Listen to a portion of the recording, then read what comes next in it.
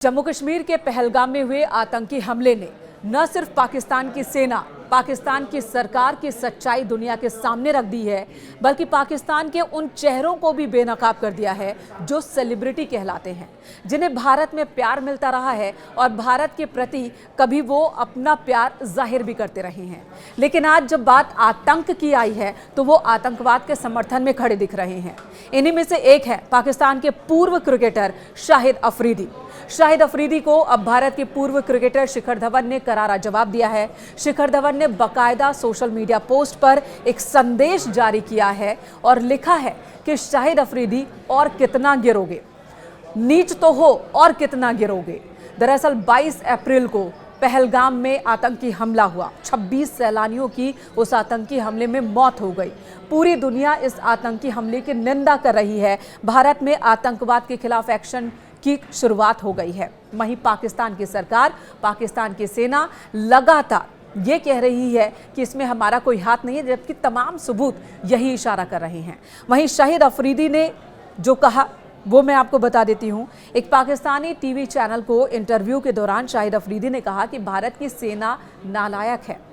जम्मू कश्मीर में 8 लाख भारतीय सैनिक मौजूद हैं और इसके बाद भी अगर वहां आतंकी हमला हो जाता है, इसका मतलब कि वहां की सेना अपने नागरिक को सुरक्षा देने में सक्षम नहीं है। शाहिद अफरीदी को शायद ये नहीं पता कि भारतीय सेना कितनी मजबूत है पाकिस्तानी सेना के सामने। और यहां पर आतंकी हमला हो जाना जाहिर सी बात है, चूक तो है, लेकिन ये सेना की नाकामी नहीं है। अब सेना ने जो हाल किया है, पाकिस्तानी सैनिकों के सामने जो डर इस वक्त मंडरा रहा है, जिसकी वजह से पाकिस्तानी सेना इस वक्त दहशत में है, पाकिस्तान के लोग दहशत में हैं। लेकिन शाहिद अफरीदी जिस तरह से आतंक के इस मसले को हल्का करते हुए दिखे, तो उसका जवाब भारत में भी आया। AIMIM चीफ असदुद्दीन ओवैसी ने शाहिद अफरीदी को जोकर तक कह दिया। जब उनसे अफरीदी के इस बयान पर रिएक्शन मांगा गया तो ओवैसी ने कहा कि वो एक जोकर है, उसकी बातों पर हम ध्यान नहीं देते। तो शिखर धवन ने एक पोस्ट किया है, वो पोस्ट मैं आपको पढ़कर सुनाती हूँ। शिखर धवन ने लिखा है, करगिल में भी हमने हराया था, ऑलरेडी इतना गिरे हुए हो और कितना गिरोगे। बेवजह कमेंट करने से अच्छा है कि अपना दिमाग पाकिस्तान के विकास में लगाओ। उन्होंने शाहिद अफरीदी को टैग किया है और साथ में लिखा है कि हमें हमारी इंडियन आर्मी पर बहुत गर्व है। भारत माता की जय, जय हिंद।